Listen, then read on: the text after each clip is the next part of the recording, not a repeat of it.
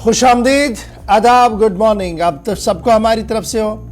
Programme आप देख रहे हैं सलाम जेके गुलिस्तान न्यूज़ का मॉर्निंग शो। हर दिन सुबह 8:35 पर आपके सामने हाजिर होने की कोशिश करते हैं और ये कोशिश हम इसलिए करते हैं ताकि आपको अपडेट करें सूरत हाल से। किस सूरत हाल से जी? जो जम्मू कश्मीर के अंदर बन रही है, मुल्की सतह पर बन रही है, बैनुल-अक़वामी सतह पर बन रही है और स्पेशली बरसग़ीर के अंदर कुछ अहम तरीन वाक़ात होते हैं जिस पर हमारी नज़र रहती है और उससे आपको बाखबर कराने की उस वक्त कोशिश करते हैं जब आप चाय की चुस्कियाँ ले रहे होते हैं जी, आप तैयारी में होते हैं कि दिन के कामकाज के अंदर को निकलना होता है, तो हम आपको अपडेट करते हैं। और इस ट्रांसमिशन का वक्त रहता है जी 10 बजे तक, यानी 8:35 पर हम शुरू करते हैं और लगभग 10 बजे तक इसको लिए चलते हैं। और हर दिन 3 पड़ाव इसमें होते हैं। पहले और दूसरे पड़ाव पर खबरें होती हैं, लेकिन तीसरा पड़ाव जो है आखिरी 15 मिनट जो होते हैं वो हमने आपके लिए वक्फ रखे होते हैं, जहां पर आप फ़ोन कॉल्स करते हैं, जहां पर अपनी बात को रखते हैं और अपनी बातों के दौरान आप वो सारी चीज़ें रखते हैं जिसका आप हमसे तकाजा करते हैं। तो एक तो ये प्रोग्राम का तय फॉर्मेट है। दूसरी बड़ी बात जो आपके साथ हम हर दिन इसलिए बताते हैं ताकि जो नए दोस्त हमारे साथ ज्वाइन करते हैं उन्हें इस बात का इल्म हो कि टीवी के साथ साथ वो हमारे साथ कहाँ ज्वाइन कर सकते हैं। फेसबुक पर, यानी सोशल मीडिया पर अगर आप मिस कर रहे हैं प्रोग्राम को तो आप सोशल मीडिया पर इस प्रोग्राम को देख सकते हैं, खबरों को देख सकते हैं। तो सोशल मीडिया में फेसबुक पर हमारे 2 ऑफिशियल पेज हैं जहां पर हम आपको खबरें बराह रास्त दिखाते हैं। ट्विटर, इंस्टाग्राम और कू पर आप हमारे साथ ज्वाइन करते हैं और आप हमारे साथ ज्वाइन करते हैं हमारी ऑफिशियल वेबसाइट www.gulistannews.in पर, जहां पर 3 जुबानों में हम खबर रखने की कोशिश करते हैं, उर्दू में, हिंदी में भी और अंग्रेजी में। आपका मोहब्बत आज भी हमें मिलना चाहिए जी और आपका फीडबैक भी मिलना चाहिए। और फीडबैक के लिए आप हमारे राब्ता साइटों पर आइएगा फटाफट से और शुरू कीजिएगा अपनी बात रखना। फिलहाल प्रोग्राम को करते हैं आगाज और पहले पड़ाव पर आपको बताते हैं कि 5 तारीख, चूंकि फरवरी की 5वां दिन आज है और फरवरी की 5 तारीख को माजी के अंदर क्या कुछ हुआ है, फटाफट से हिस्ट्री ऑफ द डे पर नजर डालेंगे और बताएंगे आपको। आसिफ रशीद मेरे साथ स्टूडियो में मौजूद है।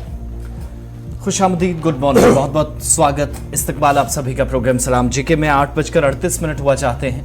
प्रोग्राम का आगाज हिस्ट्री ऑफ द डे के साथ। आज का दिन खास क्यों है, क्यों इस पर बात करना जरूरी है और माजी में कौन से ऐसे वाकयात हैं जिन पर नजर दौड़ाना जरूरी है।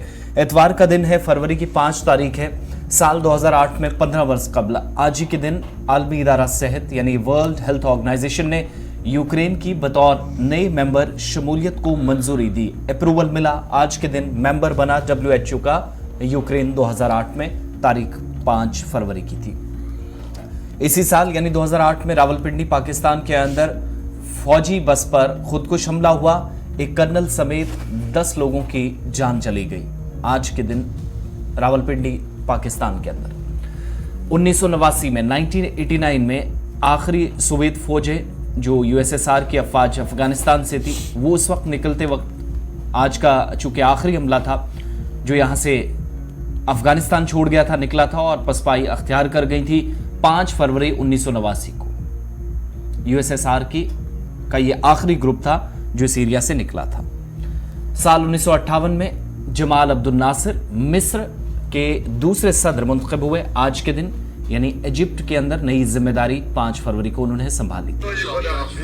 1970 में आज ही के दिन 50 वर्ष कबल अमेरिका ने नेवाडा में एटमी तजर्बा किया। यह पहला इस तरह का तजर्बा था जो नेवाडा के अंदर किया गया था। 5 फरवरी की तारीख थी, साल था 1970।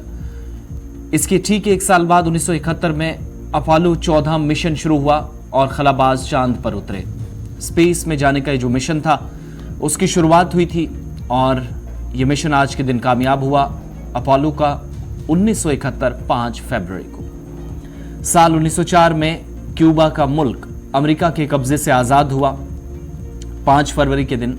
तो आज क्यूबा का यौम आज़ादी है और इस छोटे से अफ्रीकी मुल्क की दुनिया भर के बाकी हिस्सों के मुकाबले अगरचे हैसियत उतनी मुआशी तौर नहीं देखी जाती, स्ट्रेटेजी के एतबार से नहीं देखी जाती, लेकिन एक बड़ी आबादी है जो अमेरिका के फरमान के मुताबिक या अमेरिका के कब्जे के बाद इस हिस्से के अंदर सख्त मुश्किलात से बरसों तक दो चार रही। तो आज के दिन 1904 में क्यूबा को आज़ादी मिली अमेरिका से और 1900 में बरतानिया और अमेरिका के दरमियान पनामा कैनाल या जो नहर थी उसके मुआहदे पर दस्तखत हुए और दोनों ने इस पर काम शुरू किया। 1900 ब्रिटेन और अमेरिका दोनों आमने सामने आए और पनामा नहर के अहम एग्रीमेंट पर दोनों की जानिब से दस्तखत कर दिए गए। तो ये आज के दिन के हवाले से बड़ी बातें थी, इंपॉर्टेंट पॉइंट्स थे। इतवार का दिन है, 5 तारीख है। हिंदुस्तान और आलमी तारीख में जो इंपॉर्टेंट पॉइंट्स थे वो आपके सामने रख दिए हैं। लेकिन अब प्रोग्राम का आगाज करेंगे और सबसे पहले आपको बताते हैं कि मौसम आने वाले कुछ दिनों के अंदर बदलेगा। इस वक्त की ताजा तरीन सूरत हाल शुमाली भारत में क्या है, जम्मू कश्मीर से लद्दाख तक, कौमी शाहराहों की सिचुएशन और आइंदा 72 घंटों के दौरान जम्मू कश्मीर में मजीद तब्दीली के इम्कानात जम्मू कश्मीर के अंदर हैं, जहां बर्फबारी और बारिश भी होने वाली है। चलिए आगाज प्रोग्राम के फॉर्मेट के हिसाब से मौसम का मिजाज और कौमी शाहराहों की अपडेट से करते हैं। तो श्रीनगर जम्मू कौमी शाहरा पर गाड़ियों की आवाजाही लगातार जारी है, मौसम का मिजाज बेहतर है।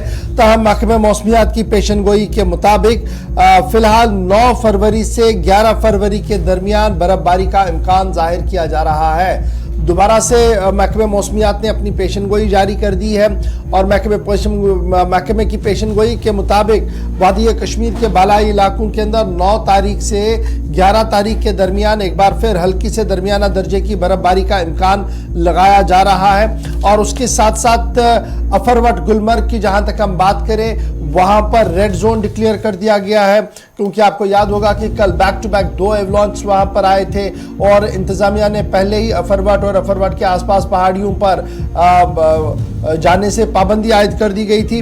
और आज भी ये एरिया जो है वो रेड जोन एरिया में रहेगा, रेस्ट्रिक्टेड एरिया रहेगा और किसी को भी अफरवट की पहाड़ियों पर स्कीइंग करने की इजाज़त जो है वो नहीं दी जाएगी। इधर जब लद्दाख की हम बात करते हैं तो लेह और कारगिल 2 ज़िले हैं जी इस पूरी यूनियन टेरिटरी के, तो वहाँ पर भी दर्जा हरारत जो है वो काफ़ी मनफी चला गया है और मौसम का मिजाज जो है वो आँख मचोली जो है वो खेल रहा है। और इब्तिदाई खबरों के मुताबिक लेह और कारगिल के अंदर 8.0 डिग्री रिकॉर्ड किया गया है और कारगिल के अंदर 13.2 डिग्री जो है वो सेल्सियस रात का दर्जा जो है वो रिकॉर्ड किया गया। तो इस तरीके से वहाँ पर सर्दी में कोई भी कमी इस वक्त नज़र नहीं आ रही है। वादी कश्मीर के अंदर धूप दिन में अच्छी खासी दिख रही है, लेकिन रात के अंदर ठंडी हवाओं का असर भी रहता है, जिसकी वजह से अबूर मरूर सुबह सुबह थोड़ा सा मुश्किल होता है, लेकिन दिन गुजरने के साथ साथ सूरत हाल जो है वो काफ़ी ज़्यादा बेहतर हो रही है। ताहम महकमे मौसमियात की पेशन गोई के मुताबिक 9 फरवरी ता 11 फरवरी एक बार फिर मतला बर आलूद रह सकता है। हल्की से दरमियाना दर्जे की बर्फबारी का इम्कान सूबा कश्मीर के अंदर है और सूबा जम्मू के बालाई इलाकों के अंदर भी हल्की से दरमियाना दर्जे की बर्फबारी का इम्कान जो है वो लगाया गया है। तो ये था जनाब मौसम का मिजाज और मौसम का हाल जो हमने आपके सामने रख दिया। बढ़ते हैं जी आगे। अब जरा एक और बड़ी और अहम खबर की ओर बात करते हैं और बात करते हैं जम्मू श्रीनगर नेशनल हाईवे पर बन रही टनल्स के हवाले से। और इंतजामी अमूर चलाने वाले अफसरान का मानना है कि इस बार टनलिंग का काम मजीद बड़े खदुखाल पर लिया गया है और जदीद आलात का इस्तेमाल किया जाएगा। मुल्क के अंदर पहली बार sensor based tunnel Jammu Kashmir के अंदर बनने जा रही है। बड़ी खबर हम आपको बता रहे हैं कि मुल्क के अंदर पहली सेंसर बेस्ड टनल जो है वो जम्मू कश्मीर के अंदर बन रही है और इस सेंसर बेस्ड टनल बनने से इसको ऑल वेदर कनेक्टिविटी और सेफ्टी के एतबार से इंतहाई अहम माना जा रहा है। और इस वक्त काम जो है वो लगातार टनल्स पर चल रहा है और तकरीबन 300 मीटरिंग टनल का काम जो है यानी खुदाई का काम जो है वो मुकम्मल हुआ है। 2 टनल्स बन रही है श्रीनगर जम्मू कौमी शाहरा पर और इन दोनों टनल्स के बारे में ये माना जा रहा है कि ये मुल्क के अंदर यानी भारत के अंदर पहला मौका होगा जब 2 बड़ी टनल्स बन रही हैं जी, सेंसर बेस्ड टनल्स बन रही है। जम्मू कश्मीर को ये इम्तियाज हासिल है। सेंसर बेस्ड टनल बनने से रियल टाइम इंफॉर्मेशन मिलेगी और इस सेंसर बेस्ड टनल बनने से 24/7 कंट्रोल रूम कायम किया जाएगा जो इन सेंसर्स की मदद से टनल के अंदर की मिनट की कार्रवाई को अपने अंदर रखेगा और मॉनिटरिंग के लिए जी आगे भेजेगा। फिर ये पहला मौका होगा इसलिए भी क्योंकि अभी तक जम्मू कश्मीर के अंदर इस तरीके की सेंसर बेस्ड टनल कोई भी नहीं है, बल्कि मुल्क के अंदर भी नहीं है। तो ये कहा जा रहा है कि टनल की सेफ्टी, टनल की सिक्योरिटी और बिला खलल वहां पर ट्रैफिक चलता रहे उस पर नजर रखने के लिए इस तरीके का ये निज़ाम जो है वो सबसे बेहतर है। और सबसे बड़ी बात ये कि इससे डिजास्टर्स अक्सर देखा गया है कि टनलिंग की खुदाई के दौरान अंदर से टनल गिर जाती है, तो ये सेंसर बेस्ड टनल उस हवाले से भी काफी अहम है। या टनल के अंदर कुछ इस तरीके की तकनीकी खराबी आती है कि टनल को बंद करना पड़ता है और फिर चप्पे चप्पे को खंगालना पड़ता है कि क्या कुछ हुआ है। लेकिन ये सेंसर बेस्ड लगने से मुल्क के ये जो बनेगा, इससे फायदा होगा ये कि एक्यूरेट स्पॉट पर जाकर उस हिस्से को ठीक भी किया जा सकता है। इस पर मजीद गुफ्तगू करेंगे, सीधे श्रीनगर चलेंगे क्योंकि पहली बड़ी खबर जो है वो ये है कि 2 सेंसर बेस्ड टनलें वादी जम्मू कश्मीर के अंदर बन रही है और मुल्क के अंदर ये पहला मौका होगा जब सेंसर बेस्ड टनल बन रही है। अब ये कहां पर बन रही है, लंबाई क्या कुछ है, टेक्निकल लोग क्या कुछ कर रहे हैं, सीधे श्रीनगर। हिलाल इस वक्त हमारे साथ इस बड़ी खबर पर है। हिलाल, बहुत शुक्रिया ज्वाइन करने के लिए। खबर यह है कि मुल्क के अंदर पहली बार सेंसर बेस्ड टनल बन रही है और ये सेंसर बेस्ड टनल जो है ये जम्मू कश्मीर के अंदर बन रही है। क्या कुछ डिटेल्स आपके पास, कहां पर ये टनल्स बन रही है और कितना काम इसका मुकम्मल हो चुका है?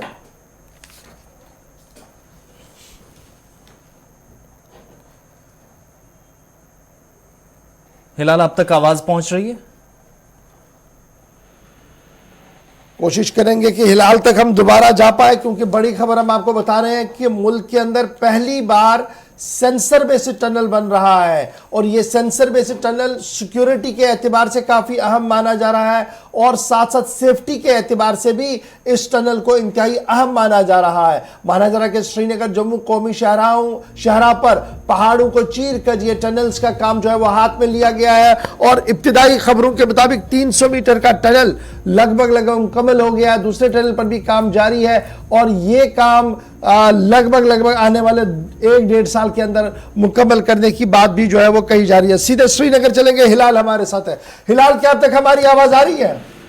जी जी बिल्कुल बिल्कुल। हिलाल, अपडेट कीजिएगा, कहां पर ये टनल बन रहा है, क्या कुछ तकनीकी बातें हैं इसमें और क्यों ये माना जा रहा है कि मुल्क के अंदर ये पहली रियासत है, यूनियन टेरिटरी है जहां पर इस टनल का कयाम अमल में लाया जा रहा है? बिल्कुल गौहर, ये सेंसर बेस्ड टनल है और ये रामबन और बानिहाल के अंदर बन रही है और लगभग 4.5 किलोमीटर की ये एक टनल है। एक टनल भी 4.5 किलोमीटर और दूसरी भी 4.5 किलोमीटर की जो डिस्टेंस है वो इस टनल के जरिए तय हो जाएगी। हालांकि इनका काम जो है वो दरदस्त लिया जा चुका है और अभी तक जो खबर आ रही है कि लगभग 300 मीटर पर एक टनल जो है उस पर 300 मीटर मसाफत जो है उस पर काम जो है वो शुरू हो चुका है। तो इस तरह से ये मुल्क के अंदर पहली ऐसी टनल्स होंगी जो सेंसर बेस्ड होंगी और इस तरह की टनल अभी शायद पूरे मुल्क के अंदर कहीं पर नहीं बनी हुई है। लेकिन ये जो शूटिंग स्टोन्स यहाँ पर इस एरिया के अंदर आते हैं और हर बार हम देखते हैं कि थोड़ी सी बारिशें गिरती हैं और उसके बाद परेशानी हो जाती है। तो इन टनलों के मुकम्मल होने से एक बड़ी राहत जम्मू कश्मीर के अंदर या जम्मू कश्मीर इस शाहरा पर जो लोगों को दरपेश मुश्किलात आती थी उससे निजात मिल सकती है। ये जो सेंसर बेस्ड टनल्स है अभी तक कितना काम हो गया और कहां कहां पर ये स्पॉट है? देखिए, अभी तक जो बताया जा रहा है कि 300 मीटर की जो टनल है वो जो हालांकि 4.5 किलोमीटर की टनल हो, लेकिन 300 मीटर की जो टनल है उस पर एक पर काम शुरू हो चुका है जो हमें अभी तक हवाले ज़रा के हवाले से मिल रही है और ये नेशनल हाईवे पर ही बन रही है। चलिए, बहुत शुक्रिया जी हमारे साथ ज्वाइन करने के लिए। फिलहाल 24/7 मॉनिटरिंग, सेफ्टी और सिक्योरिटी के लिए टनल को सेंसर्स में लगा दिया गया और सेंसर यहाँ पर लग रहे हैं जिससे ये माना जा रहा कि ये टनल जो है वो मज़ीद बेहतर होगी और ये मुल्क के अंदर पहली बार होगा जब इस तरीके का सिस्टम जो है वो हाथ में लिया गया है। बढ़ते हैं जी आगे, बात ज़रा अब जम्मू कश्मीर इंतज़ामिया की करते हैं जहाँ पर हमने सिविल सेक्रेटरीट के अंदर ई गवर्नेंस और ई सिस्टम को मुतारफ होते हुए देखा है। वहीं पर अब ई ऑफिस को सेटअप किया जाएगा डिप्टी कमिश्नर्स के दफ्तरों के अंदर भी और तहसील ऑफिस के अंदर भी। गवर्नमेंट की तरफ से इस एक्सरसाइज को तेज कर दिया गया है कि ई ऑफिस जो हैं वो सेट किए जाएंगे जी डिप्टी कमिश्नर्स के दफ्तरों में और फिर तहसील लेवल तक इसको लिया जाएगा और इस सिलसिले में कंट्रोल रूम को बनाने के हवाले से, मॉनिटरिंग ऑनलाइन हो उस हवाले से और साथ साथ दीगर कामों को भी देखने के लिए कमेटियां जो है वो तश्कील दी जा रही हैं और ऑफिशियली इन सभी चीज़ों को देखने के लिए और चेक एंड बैलेंस को मेंटेन करने के लिए भी कई बड़े फैसले जो है वो लिए गए हैं। इंतजामिया की जानिब से ये देखा गया है कि जो ऑनलाइन सर्विसेज ही वो तकरीबन 400 प्लस थी, तो सरकार ने शुरू की थी, लेकिन सेक्रेटरीट लेवल पर शुरू की गई थी। आहिस्ता आहिस्ता ये काम डिप्टी कमिश्नर के दफ्तर से होते हुए तहसील लेवल तक जाए और आवाम को घर बैठे तमाम तरह की सहूलियात ऑनलाइन मिले। इसका जब रिस्पांस जम्मू कश्मीर के अंदर एक तो अच्छा देखा गया, दूसरा कामकाज सेक्रेटरीट लेवल पर जब अच्छा हुआ तो इंतजामिया ने इस पर काम और शुरू कर दिया कि ऑनलाइन सर्विसेज तहसील सतह तक भी पहुंचे, इसके लिए काम शुरू हुआ है। 2-3 बड़े और अहम इकदाम इंतजामिया उठा रही है। एक तो ये कि तमाम महकमों के अंदर कंट्रोल रूम कायम किए गए हैं जो इस बात को यकीनी बनाएंगे कि एक तो सिस्टम स्ट्रीमलाइन हो, दूसरा कारकर्दगी भी साथ साथ अफसरों की, मुलाजमीन की और डिपार्टमेंट की विद इन द डिपार्टमेंट उसका चेक एंड बैलेंस, उस पर काम साथ साथ किया जाएगा। और ऑनलाइन सर्विसेज लोगों तक कितनी पहुंचती हैं, कितनी नहीं, शिकायत क्या है, अजाला कैसे किया जाता है, इस पर नजर रहेगी। दूसरा, अफसरान की जिम्मेदारी जिनको डिपार्टमेंट्स के अंदर दी गई है वो तो अपनी जगह, लेकिन इस सिलसिले में एक कमेटी जो है वो इंतजामिया की जानिब से बनाई गई है जिसमें state informatics officer NIC Jammu और कश्मीर, उसके नुमाइंदे इस कमेटी का हिस्सा हैं। साथ ही साथ जो नुमाइंदगी है वो NIC दिल्ली से भी है। टेक्निकल ऑफिसर हैं इंफॉर्मेशन टेक्नोलॉजी डिपार्टमेंट के, प्रोजेक्ट मैनेजर हैं Jammu Kashmir e governance agency के JAKEGA, जिनके पास डेटा भी है बहुत, डेटा सेंटर ऑपरेटर और एनालिस्ट इंफॉर्मेशन टेक्नोलॉजी जो इस एजेंसी के अंदर Jammu Kashmir e governance agency जो कहलाती है इसके अंदर काम करते हैं। इस पूरी कमेटी को यह जिम्मेदारी दी गई है, इस कमेटी को तश्कील देकर कि आपने एक DPR तैयार करना है, डिटेल प्रोजेक्ट रिपोर्ट आप तैयार करेंगे ताकि ये जो ई ऑफिस का काम है, ऑनलाइन सर्विसेज खिदमात या सर्विसेज या खिदमात शुरू करने का काम है, ये जब इस पर तौसी काम होगा तो कैसे तहसील सतह पर इसकी इंप्लीमेंटेशन होगी, कमेटी इसके लिए सिफारिशात देगी। कमेटी के अंदर जिसने डिप्टी कमिश्नर्स के दफातर से लेकर जो मुख्तलिफ डिपार्टमेंट्स के सरबराहान हैं, पब्लिक सेक्टर अंडरटेकिंग्स हैं, PSUs हैं, इसके अलावा तहसील लेवल तक इस काम को इसमें तौसी की जाए, बढ़ाया जाए, उस पर फोकस होगा और क्या इकदामात मुस्तकबिल में उठाए जा सकते हैं तमाम तकनीकी खामियों को दूर करते हुए इंतजामिया के साथ साथ अवाम का राब्ता और ऑनलाइन सर्विसेज बेहतर हो, इसके लिए कमेटी आने वाले दिनों में DPR के जरिए सरकार को आगाह करेगी, हायर अप्स के सामने अपनी डिटेल रखेगी। इससे क्या होगा कि तहसील सतह पर जो आपके रिकॉर्ड्स हैं, ब्लॉक लेवल पर आपके जो रिकॉर्ड्स हैं, जो फाइलें मुख्तलिफ दफातर में धूल चाटती थी, कम से कम उनको ऑनलाइन करने का एक मौका इंतजामिया के पास होगा और डिजिटलाइजेशन का जो प्रोसेस है वो शुरू हो जाएगा। लेकिन उससे पहले क्या है, कमेटी की जानिब से जिसमें NIC दिल्ली, NIC जम्मू और कश्मीर, जम्मू कश्मीर की ई गवर्नेंस एजेंसी जो है उसके जिम्मेदारान, डेटा सेंटर ऑपरेटर और उस कुछ एनालिस्ट है इंफॉर्मेशन टेक्नोलॉजी की जो जम्मू कश्मीर की इस ई गवर्नेंस एजेंसी में काम करते हैं, उन सब पर यह जिम्मेदारी आयद होगी कि कैसे वो प्लान तरतीब देते हैं, सजेशंस उनकी क्या रहेंगी, सिफारिशात उनकी क्या रहेंगी, वो सरकार के सामने रखी जाएगी। फिर उसके बाद क्या होगा कि एजेंसी जो है NIC NET स्वयं नेटवर्क का सहारा लिया जाएगा जिसके थ्रू जम्मू कश्मीर के तमाम तहसील्स तक, तमाम ब्लॉक्स तक और उन एरियाज तक जहां अभी तक ऑनलाइन सर्विसेज शुरू नहीं की जा सकी हैं, सिर्फ सेक्रेटरीट लेवल पर हुई हैं, लेकिन इंतजामिया ये मानती है कि सेक्रेटरीट लेवल पर बहुत हद तक सर्विसेज कामयाब रही हैं, शिकायत कम हो गई हैं, डिपार्टमेंट ने अपने रिकॉर्ड्स को ऑनलाइन कर लिया है, डिजिटलाइजेशन का प्रोसेस निजाम में शफाफियत का एक सबब बन रहा है, तो क्यों ना तहसील लेवल तक इस काम में तौसी की जाए। इसके अलावा कमेटी की जानिब से एक और जिम्मेदारी जो उस पर दी गई है, उस पर भी डिटेल्स, अपनी डिटेल प्रोजेक्ट रिपोर्ट जो तैयार करनी है उसमें बताना है। इसके लिए अफरादी कुव्वत की जरूरत होगी, मैन पावर की जरूरत है, कितने लोग काम करेंगे, कितने लोगों को फिर ट्रेन किया जाएगा, उन्हें खुसूसी तौर तरबियत दी जाएगी ताकि ई ऑफिस का काम सेक्रेटरीट से होते हुए जम्मू और कश्मीर दोनों प्रोविंसेस में तहसील लेवल तक हो। तो सरकारी जराए इस बात की कंफर्मेशन कर रहे हैं कि तहसील सतह पर काम चलाने के लिए इसके लिए बाकायदा अफसरान पर जो जिम्मेदारी है, महकमों पर जो जिम्मेदारी है, कारकर्दगी देखने के लिए, सिस्टम को स्ट्रीमलाइन करने के लिए और अवाम जिन चीजों के लिए माजी में शिकायतें करती रही वो दूर करने के लिए, साथ साथ इस बात को भी यकीनी बनाया जाएगा कि सिर्फ सिस्टम स्ट्रीमलाइन नहीं होगा बल्कि इंतजामिया इस कमेटी के जरिए यह भी कम से कम तय करने में कामयाब नजर आएगी कि तहसील ऑफिस तक ऑनलाइन खिदमात जब शुरू की जाएंगी तो कौन लोग या तरबियत याफ्ता अमला कैसे वो इस चीज को ठीक करेगा, उसकी एक जिम्मेदारी होगा। दूसरा, हर डिपार्टमेंट के अंदर जब कंट्रोल रूम कायम किए जाएंगे तो उस कंट्रोल रूम पर यह जिम्मेदारी आयद होगी कि महीने के बाद जो रिपोर्ट तैयार होगी उसमें मुलाजमीन, अफसरान और डिपार्टमेंटल जो चीजें हैं विद इन द डिपार्टमेंट जो काम होता है उसकी डिटेल रिपोर्ट्स भी तैयार होंगी। तो 400 प्लस जो सर्विसेज इंतजामिया ने ऑनलाइन कर दी हैं लेकिन ये तहसील लेवल पर काम कैसे शुरू हो, इसके लिए प्लान तरतीब दे दिया गया है। स्टेप बाय स्टेप इसमें काम शुरू किया गया है। एक तरह से ई ऑफिस को डिप्टी कमिश्नर और तहसील ऑफिस तक लेने के लिए कमेटी बनाई गई है, काम शुरू कर दिया गया। दूसरी तरफ से जो ऑनलाइन सर्विसेज है, अब हर डिपार्टमेंट के अंदर मॉनिटरिंग कमेटी बना दी गई है, कंट्रोल रूम सेटअप कर दिए गए हैं जो इस पूरे मामले पर नजर रख रहे हैं। बढ़ते हैं आगे, बात जरा सन 2020 की भी आपको बताती है। आप सोच रहे होंगे कि 2023 है तो सन 2020 की बात क्यों करती है, क्योंकि मामला उधमपुर से था जहां पर बच्चों की मौत हुई थी और उस मौत के फौरन बाद पूरी रियासत के अंदर, साबिका रियासत के अंदर हंगामा भी हुआ था और साथ साथ इंतजामिया ने वादा भी किया था और उस वादे को देखते हुए मामला अदालतों तक भी चला गया था, क्योंकि मामला दवाई का था, उस सर्प का था, कफ सर्प का था जो उधमपुर के अंदर बच्चों को दी गई थी, जिसकी वजह से उनकी मौत हुई थी। इब्तिदाई और अभी तक जो सरकारी रिकॉर्ड्स है और कोर्ट के सामने जो बात सामने आई है उसमें यह साफ हो रहा है कि एक और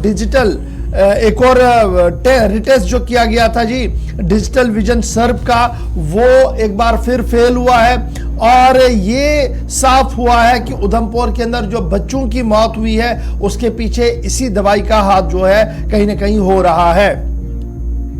और अब अंबाला कोर्ट की तरफ से इस बात का खुलासा पेश किया गया कि तीसरी बार जब सैंपल कंपनी से लिया गया और सैंपल भेजा गया मैन्युफैक्चरिंग डिजिटल विजन का, तो वहां से पता लगा कि जनाब ये सैंपल जो है ये टेस्ट क्वालिफाई नहीं कर पाया है और रिटेस्टिंग के अंदर ये फेल हुआ है, जिसके बाद ही ड्रग कंट्रोलर ऑफिस अंबाला और दीगर इदारे हरकत में आए और उन्होंने अदालत के सामने ये बात रखी है। ताहम ये तीसरा मौका होगा जब इस पूरे मामले पर ये जो ड्रग कंट्रोलर की कोशिशें हैं वो रंग लाती हुई नजर आ रही है। लगातार पहले दिन से ही इस बात का खुलासा हो रहा था कि ये जी दवाई की वजह से, जो दवाई उस वक्त बच्चों को पिलाई गई थी, इस वजह से ही मौत हुई है। किशोर हमारे साथ उधमपुर से ज्वाइन किए हुए हैं। किशोर, बहुत शुक्रिया ज्वाइन करने के लिए। मामला उधमपुर का है जहां पर 12 बच्चों की मौत हुई थी।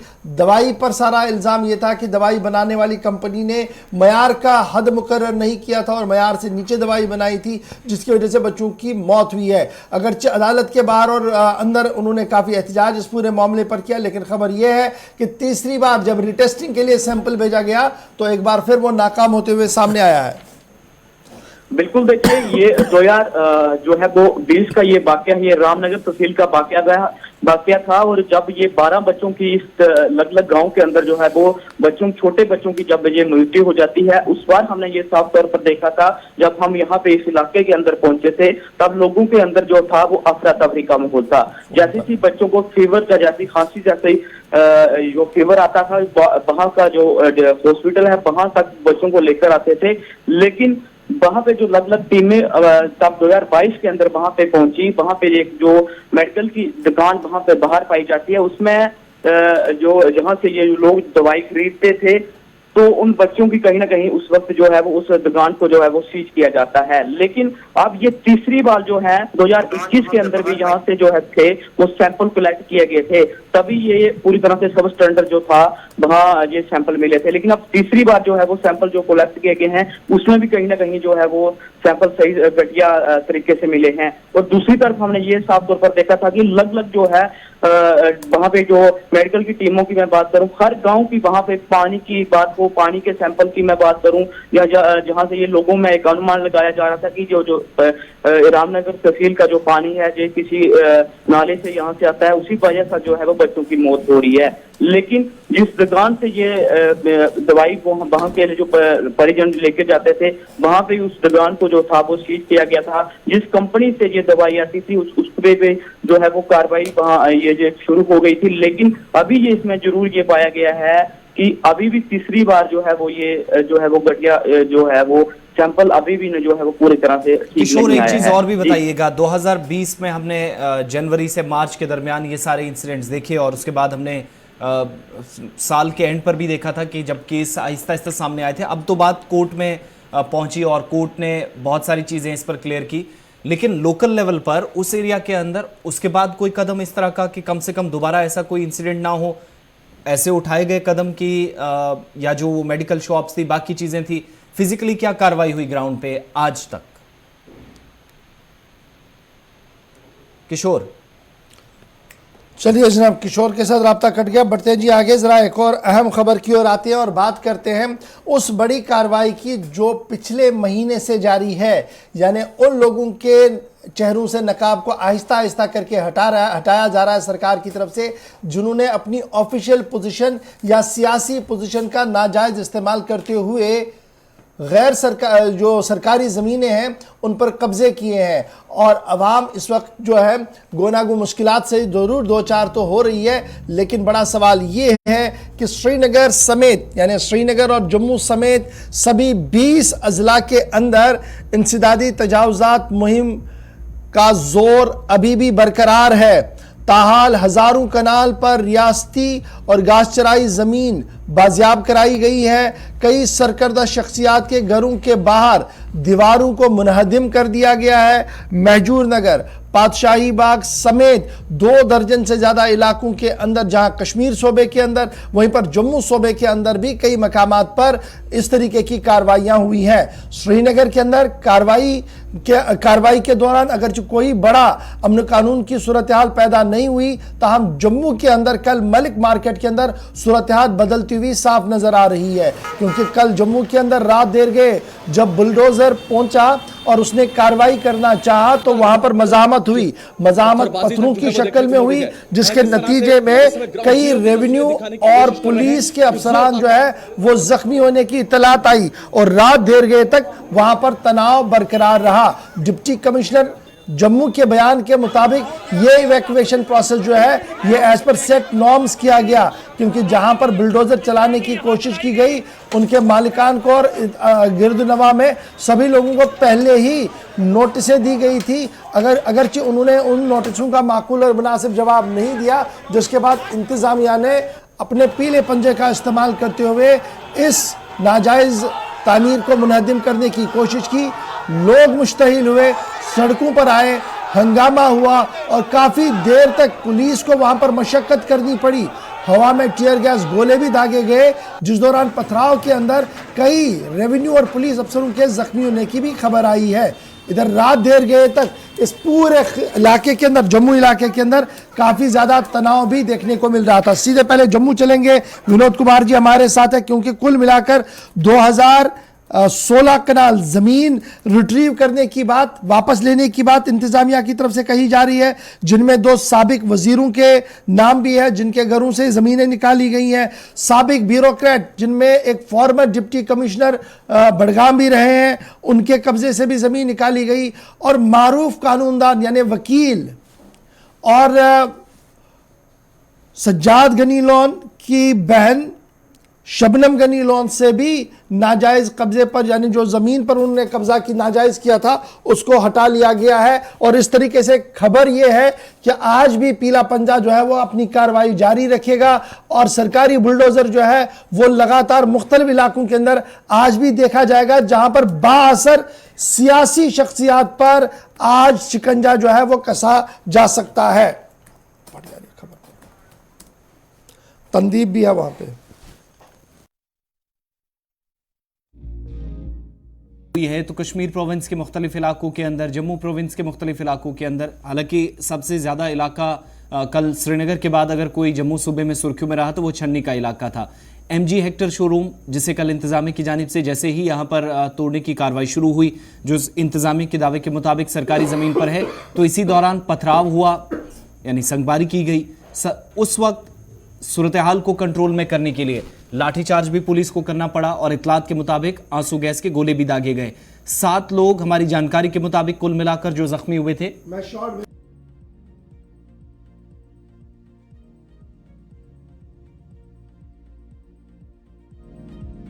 थे। और इंतजामिया के मुताबिक जब बुलडोजर उस इलाके के अंदर पहुंचा, मलिक मार्केट, चूंकि एक तरफ गुरुद्वारा है, एक तरफ मस्जिद है, बड़ी आबादी बीच में रहती है और ये नेशनल हाईवे का भी हिस्सा है, यानी पठानकोट की तरफ आप जाएंगे तो तब भी एक बड़ा रास्ता, ऊपर बठिंडी वाली साइड जाएंगे तब भी एक बड़ी आबादी, नरवाल वाली साइड जाएंगे तब भी एक बड़ी आबादी, या जम्मू श्रीनगर नेशनल हाईवे को टच करने वाला जो एरिया है वो भी इसे, तो इस इलाके के अंदर कार्रवाई होने का मतलब था कि इंतजामिया अब यहां पर शुरू कर चुकी है और लोगों के खदशात ये हैं कि एक जगह बुलडोजर चला है, आने वाले दिनों में आसपास और चलेगा। लोग एक बड़ा हुजूम जो सड़कों पर निकल आया, इंतजामिया के सामने आंसू बहाते भी हमने लोग देखे, लेकिन इन सब के बीच में कुछ लोगों ने मशीन पर पथराव किया, पुलिस का अमला जो था कार्रवाई करने वाले अमले पर पथराव किया गया और 7 लोग इब्तदाई रिपोर्ट्स के मुताबिक जो जख्मी हुए, इनमें 4 से 5 पुलिस एहलकार थे और एक को शदीद चोट जो कि आंख पर आई थी, तस्वीर के जरिए भी आपने देखा। लेकिन आज भी ये कार्रवाई इस इलाके के अंदर जो जानकारी है, अच्छा जी, अभी की हम थोड़ी देर में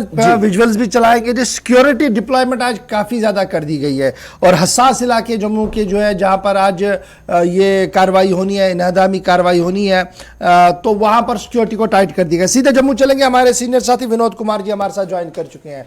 विनोद जी, बहुत शुक्रिया सर ज्वाइन करने के लिए। कल रात हमने देखा कि हंगामा था और हंगामे की वजह बुलडोजर की कार्रवाई थी और जो सरकारी जमीनों पर नाजायज कब्जे किए गए हैं उनको हटाने की बात थी। सरकार अपना मौक़िफ़ रख रही है कि बाज़ाब्ता तौर पर नोटिसें चस्पा की गई, मौका दिया गया, जब कोई जवाब नहीं आया तो कार्रवाई की गई। दूसरी तरफ से इंतजामी जो अवाम है वो सरापा एहतजाज इसलिए है कि जानबूझकर इस तरीके के हालात जो है वो पैदा किए जा रहे हैं और डिप्टी जो एलजी साहब हैं उनके ऑर्डर्स को नज़रअंदाज करने की कोशिश की जा रही है। क्या कुछ आज के दिन की खबर है और इंतजामी अमूर चलाने वाले अफसरों के साथ आपकी बातचीत हुई होगी, उनका क्या कुछ कहना है? विनोद जी, क्या अब तक हमारी आवाज आ रही है? हाँ बिल्कुल आ रही है। आपको मेरी आवाज? जी जी बिल्कुल, कैरी ऑन कीजिए सर। सिचुएशन क्या है? कल जो हंगामा था क्या आज भी है? हाँ जी, और इस वक्त यहाँ पर डिप्लॉयमेंट, एडिशनल डिप्लॉयमेंट कर दी गई है और इस वक्त हम वहाँ खड़े हैं। यहाँ पर कल डिमोलिशन की गई थी और हर गली नुक्कड़ में पुलिस की डिप्लॉयमेंट की गई है क्योंकि कल पथराव के बाद आज एहतियात बनता जा रहा है कि कल की तरह ऐसा ना हो कि लकड़ी कम हो और पथराव किया जाए। कल आपने देखा होगा करीब 7 लोग इधर उधर गए और उसमें कहीं ना कहीं चोटें भी आई थी। जो हमला किया हुआ था उस पर भी हमला हुआ था, जो इक्विपमेंट थे देसी भी उनको भी तोड़ा गया था। लेकिन आज ऐसा कुछ ना हो इसको लेकर के पहले से तैयारियां की गई है। हालांकि अभी कोई पुष्टि नहीं हुई है कि आज डिमोलिशन ड्राइव चलेगी या नहीं चलेगी, बट अलबत्ता यहाँ पर अमला पूरा तैयार है। हर गली में, हर गली के बाहर पुलिस की डिप्लॉयमेंट की गई है, लोकल पुलिस भी है, सीआरपीएफ भी है और साथ साथ जो आंसू गैस के गोले दागने वाली टीम अलग से यहाँ पे डिप्लॉय की। तो मुझे लगता है कहीं ना कहीं अभी कार्रवाई शुरू नहीं हुई बहुत, लेकिन तैयारी पूरी है। अच्छा विनोद जी, कल जब लोग बाहर आए थे, क्योंकि ये एक मॉल पर बिल्डोजर चलाने की बात हो रही थी मलिक मार्केट के अंदर, तो लोगों का एहतजाज किस बात पर था? क्या उन्हें यह डर है कि अंदर भी बिल्डोजर चलेगा, जबकि इंतजामिया की तरफ से अभी इस तरीके की कोई कोशिश नहीं की गई है? अब और ये कोई कॉन्स्पिरेसी थी। जो लोग लोकल लोग हैं वो लोग ये मानने को तैयार नहीं है कि उन्होंने पथराव किया है और लोकल लोग मीडिया के सामने गुहार लगा रहे थे, रिक्वेस्ट कर रहे थे एडमिनिस्ट्रेशन से कि ऐसा पंजा अंदर नहीं करना चाहिए। अगर किसी ने सरकारी लैंड इंक्रोच किया है और जिसको यहाँ पे डिमोलिश किया गया है वो एक बिजनेस एस्टेब्लिशमेंट है, उसमें कोई रिहायशी लोग नहीं रहते हैं। तो इसलिए जो पता चला है कुछ शरारती अनासर लोग, जो यूथ था, उन्होंने पथराव किया है। जो लोकल मलिक मार्केट के रहने वाले लोग हैं वो मीडिया के सामने अपनी बाइक्स ले रहे थे, बता रहे थे और एलजी से गुहार लगा रहे थे कि इस तरह की डिमोलिशन ड्राइव अंदर नहीं होनी चाहिए जहाँ रिहायशी इलाके है। लेकिन कुछ लोग बीच में आते हैं, कुछ यूथ आते हैं, वो पथराव करते हैं जिसमें 7 लोग जख्मी हो जाते हैं। तो अभी हमने जो बातचीत की लोगों से, उनका भी ये कहना था कि अगर किसी ने सरकारी लैंड पर इंक्रोचमेंट किया तो उसको डिमोलिश करें, हमें कोई दिक्कत नहीं है। लेकिन ये है कि जिन रिहायशी इलाकों में, जैसे खुद आईजी ने एश्योर किया है कि 15 मरले तक कोई अगर रहता है तो उसको कभी डिमोलिश नहीं किया जाएगा, छेड़ा नहीं जाएगा और जिन्होंने ज्यादा इंक्रोच किया तो उनको बख्शा नहीं जाएगा। जी, हमारे साथ ज्वाइन करने के लिए तंदीप हमारे साथ ग्राउंड जीरो से इस वक्त ज्वाइन कर चुके हैं। तंदीप, विनोद जी बता रहे थे कि सिक्योरिटी डिप्लॉयमेंट जो है वो काफी, एक्चुअली ये तस्वीरें भी आ गई हैं जी आज की, जो जम्मू के मलिक मार्केट के अंदर की है। तो आप देख सकते हैं कि डिप्लॉयमेंट किस तरीके से है। कल जो हंगामा 2-3 घंटे हमने देखा जम्मू के अंदर, वो आज ना हो, कार्रवाई भी आगे बढ़े। तो ये सूरत हाल है। सुबह सुबह थोड़ी देर पहली तस्वीरें इस वक्त आ रही है। तनदीप, आप ग्राउंड जीरो पर हैं जी, क्या सिचुएशन है? कल जो हंगामा था उसके बदले में आज क्या कुछ आप देख पा रहे हैं ग्राउंड पर? बिल्कुल गौहर, जो कल के हालात थे उसके मुताबिक आज देखा जाए तो आज वही हालात है जो हर रोज की तरह होते हैं। यानी कि इस वक्त आप देख सकते हैं कि ये वो बिल्डिंग है जिसके बाहर हम मौजूद हैं, लेकिन यहाँ पर लोग जो है हर रोज की तरह अपने घरों से बाहर निकले हैं, सुबह ताजी हवा ले रहे हैं, वॉक पर निकले हैं। अगर उन्हें कुछ खाने की चीजें चाहिए तो वो लेने के लिए वो निकले हैं घरों से बाहर। और बिल्कुल अंडर कंट्रोल सिचुएशन जो है इस वक्त सुबह सुबह यहाँ पर नजर आ रही है। और सीआरपीएफ की बात करें तो वो भी यहाँ पर फिलहाल तैनात है। अभी उन्हें आउट करने के लिए इजाजत जो है वो नहीं दी गई है। वो भी फिलहाल अपने मस्त यहाँ पर सब लोग जो है वो नजर आ रहे हैं। लोग जितने भी यहाँ पर आसपास के रहने वाले हैं वो हर रोज की तरह यहाँ पर वॉक पर निकले हैं। जो बिल्डिंग यहाँ पर तोड़ी गई है इसे भी देख रहे हैं। और किसी भी प्रकार की कोई भी पाबंदी जो है इस वक्त सुबह सुबह यहाँ पर नजर नहीं आ रही है। तो तनदीप, ये बताइएगा, आप कह रहे हैं कि ऑल इज वेल, कल के मुकाबले में आज बिल्कुल भी कुछ नहीं होगा, तो क्या आज कार्रवाइयां जारी रहेंगी या आज संडे है तो थोड़ा बहुत रिलीफ एडमिनिस्ट्रेशन भी लेना चाहेंगी? बिल्कुल, आज पूरे दिन की तो हम बात नहीं कह सकते कि आगे क्या होने वाला है, लेकिन अगर इस वक्त सुबह सुबह की बात करें तो सुबह सुबह फिलहाल पूरी सिचुएशन अंडर कंट्रोल है। अगर हम टीयर शेल्स की बात करें तो यहाँ पर पूरी टीम मौजूद है टीयर शेल्स के साथ। यहाँ पर मौजूद है कि अगर कहीं पर भी हालात जो है खराब होते हुए नजर आते हैं तो अगर टीयर शेल्स का इस्तेमाल करने की जरूरत पड़ सकती है तो वो भी किया जा सकता है। फटाफट से ये बताइएगा कि जिस कॉम्प्लेक्स को कल गिराने की बात हो रही थी, गालिबन वो आपके बिल्कुल बैक साइड पर है, क्या उसको कंप्लीटली डिमोलिश कर दिया गया या वो बचा है अभी भी? नहीं, बिल्कुल आप सिर्फ देख सकते हैं कि इसका फ्रंट पोर्शन जो है सिर्फ वो ही यहाँ पर तोड़ने की कोशिश की गई थी, जिसके बाद हालात यहाँ पर खराब हो गए। और एक चीज और मैं यहाँ पर बताना चाहूंगी, अगर जिस तरह से साफ तौर पर यह भी कहा जा रहा है कि यहाँ इसके ऑनर को पहले से ही इसकी जानकारी दे दी गई थी, पहले से ही नोटिस जो है वो दे दिया गया था, जिसके बाद ऑनर जो है इस चीज के लिए बिल्कुल तैयार था। अब यहाँ पर सवाल काफी ये खड़े हो रहे थे कि आखिरकार क्या वजह है कि जब ऑनर तैयार था और बाकी लोगों ने क्यों इस तरह से पथराव किया और क्यों इस चीज को रोकने की कोशिश की। तो ये जो सवाल है अभी भी इसमें और सवाल निकलते हुए भी नजर आ रहे हैं। तनदीप, एक चीज और भी फटाफट से जानना चाहेंगे, चूंकि ये एक बड़ा एरिया है, चाहे बठिंडी है, नरवाल वाला एरिया है। नोटिस पहले भी बहुत सारे लोगों को गए थे, लेकिन बीच में कहा गया कि आप अपनी रिप्रेजेंटेशन दें, 2-3-4 दिन या हफ्ते का दिन कुछ लोगों को दिया गया। लेकिन ये पर्टिकुलरली इस एरिया के अंदर कार्रवाई की तैयारी है, कुछ और लोगों को नोटिस गए हैं, कितने एरियाज को आज फिर कवर किया जा सकता है अगर कार्रवाई होती है? नोटिस इस पूरे एरिया के अंदर सब किए गए हैं?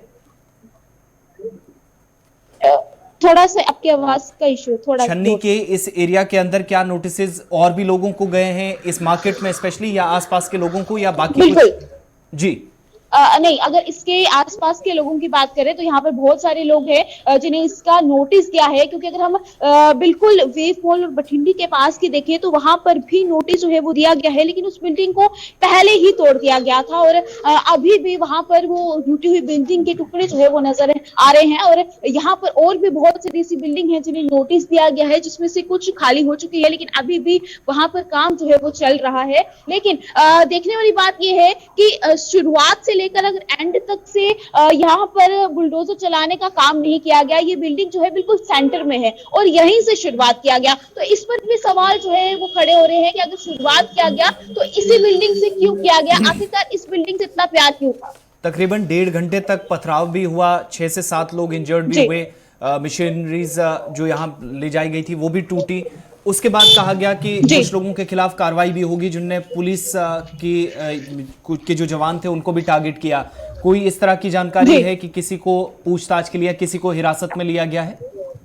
जी नहीं, बिल्कुल नहीं। और ये कहा जा रहा है कि जिन्होंने पथराव किया है उनकी तस्वीरें जो है उनके पास है, उनकी वीडियोस भी उनके पास है, जिन्हें ये पहचाना उनके लिए काफी आसान हो जाएगा कि आखिरकार वो कौन लोग थे जिन्होंने पथराव किया है, और जल्द ही उन पर कार्रवाई भी की जाएगी। लेकिन अभी तक इस तरह से कोई भी जानकारी सामने नहीं आई है कि उन पर कोई कार्रवाई हुई है। बहुत शुक्रिया तंदीप का ग्राउंड जीरो से रिपोर्ट करने के लिए। ये तो थी हाथ जम्मू की, जहां पर सिक्योरिटी को टाइट कर दिया गया, लेकिन कश्मीर की तस्वीरें भी जरा साथ साथ चलाइएगा आप। कश्मीर के अंदर हजारों कनाल की जमीन कल बाजियाब कराई गई, वापस ले ली गई और एनक्रोचमेंट को हटाने की बात सरकार की तरफ से की गई है।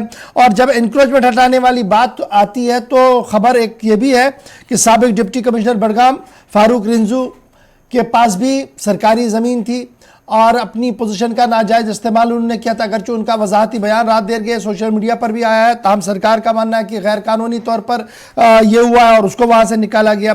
एडवोकेट शबनम गनी लोन जो पीपल्स कॉन्फ्रेंस के लीडर सज्जाद गनी लोन की बहन है, इशबर निशात के अंदर, उन काल संगरी के अंदर उनका मकान, उनके पास भी गैर कानूनी ज़मीन थी और उसको भी कल पुरअमन तौर पर हटाया गया और यह साफ कर दिया गया कि कानून जानने वाले लोग अगर इस तरीके की गलती करें तो फिर आम लोगों के लिए कौन सा रास्ता बचता है जी। फिर एनक्रोचमेंट हटाई गई जी, हुमामा में भी, पीरबाग में, पातशाही बाग, निशात, छत्ताबल, ये श्रीनगर के एरिया है। फिर रफियाबाद बारामूला के अंदर भी कल हंगामा थोड़ा सा हुआ, जहां पर तहसीलदार बारामूला किफायत अली साहब जिन पर हमला हुआ, मॉब की तरफ से अटैक किया गया, ताहम वो मौजूदाती तौर पर वहां पर बच निकले हैं। और इसी तरीके से जब हम कार्रवाइयों की बात करते हैं तो कुपवाड़ा के अंदर भी कार्रवाइयां हुई है। और कल ही हमने ये भी देखा कि एक और बिल्डिंग को जब सर्वे मोहर किया गया और यह कहा गया कि जनाब ये स्टेट लैंड है, तो उस वक्त श्रीनगर म्युनिसिपल कॉर्पोरेशन की एक और कहानी सामने आई कि श्रीनगर म्युनिसिपल कॉर्पोरेशन ने इस जमीन को ऑक्शन किया था 2004 में और 2004 में तकरीबन 42,50,000 के इवज एक आदमी को वो अलॉट किया गया था। 2007 में मामला कोर्ट में भी चला गया, 12 में उस पर भी डिसीजन आया और उसके बाद कल उस बिल्डिंग पर भी दोबारा से नोटिस चस्पा किया गया। तो सवाल यह है कि ऑक्शन वाली जमीनों पर भी अगर नोटिस चलेगा और कोर्ट वाले ऑर्डर्स पर भी अगर चलेगा तो फिर उस आदमी का कसूर क्या है जिसने बाज़ाब्ता तौर पर लीगल प्रोसेस के जरिए से ये जमीनें ली हैं। तो बहरहाल ये मैटर ऑफ डिस्कशन है जी।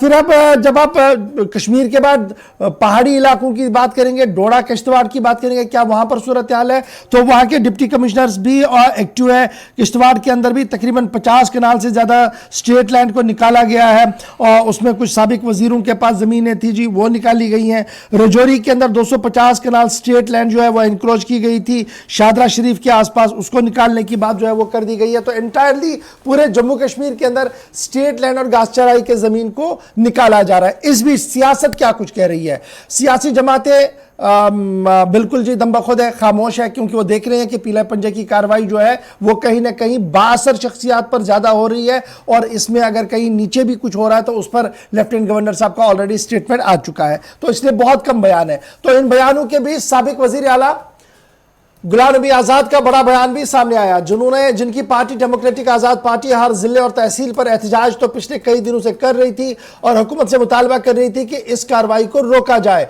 ताहम कल गुलाम नबी आजाद ने श्रीनगर के अंदर एक अवामी इज्तिमा से खिताब करते हुए इस बात की वजाहत कर दी कि उन्हें इस बात का यकीन है कि इंतजामिया ने जो ऐलान किया है कि गरीब, कमजोर और नादार लोगों के खिलाफ कार्रवाई नहीं होगी, ताहम सियासी माफिया और एडमिनिस्ट्रेटिव पार्ट पर जिन लोगों ने अपनी पोजीशनों का नाजायज इस्तेमाल किया और हजारों कनाल जमीनें अपने और अपने अहले खाना के नाम वाकफ की है, उनके खिलाफ कार्रवाई होनी चाहिए। और साथ ही गुलाम नबी आजाद ने उस एहतजाजी मुजाहिरे को रोकने की भी बात की जो कल से, जो लगातार पिछले कई दिनों से डेमोक्रेटिक आजाद पार्टी की तरफ से चल रहा था। इधर खबर यह है कि श्रीनगर के अंदर पीले पंजे की कार्रवाई और तेज होगी और बासर शख्सियात जिनमें कुछ साबिक एमएलएज भी है, उन्होंने अपने बेटों के नाम फॉरेस्ट लैंड को करवाया है।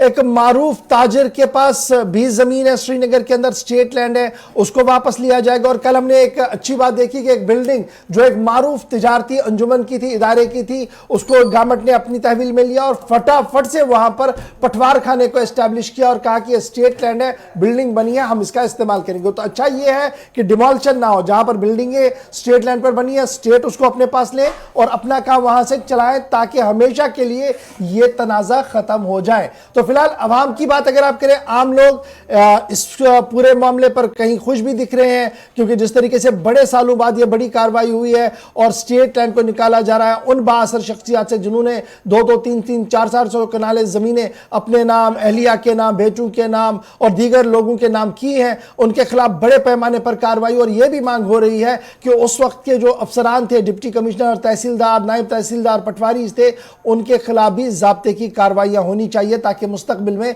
इस तरीके की कार्रवाई ना हो। नाराज कुछ लोग भी हैं जिनके आशियाने टूटे हैं और इसमें लेफ्टिनेंट गवर्नर साहब के दफ्तर पर सबकी नजर है कि वो फॉर्मल ऑर्डर निकल जाए जिसमें एक क्राइटेरिया हो कि कितने मरले जमीन जो है वो बच सकती है और कितना मरला अगर किसी के पास है तो वो वापस भी कर सकता है। एक चीज और भी, कल जब कार्रवाई हो रही थी इशफाक, तो हमने जब देखा कि इंतजामिया की जानिब से एक नए स्ट्रक्चर का इस्तेमाल किया गया और तोड़ने के बजाय उसको पब्लिक वर्क्स के लिए इस्तेमाल में लाने की बात कही गई और जो पटवार खाने में इमारत को तब्दील किया गया, तो उस पर हम मस्बत रद्द-ए-अमल ये देख रहे हैं कि अवाम ने इस पर खुशी का इजहार करते हुए कहा कि बेशतर जो ऐसे इंफ्रास्ट्रक्चर है उसका अगर इस्तेमाल हो तो बेहतर है। जहां पर अगर कहीं दफ्तर नहीं है, स्कूल नहीं है या फिर कोई इदारा नहीं है तो उसमें कामकाज शुरू किया जा सकता है, बजाय इसके कि उस पर बुलडोजर चले। ये ठीक है जी, यहां पर छोटा सा ब्रेक हम लेते हैं जी।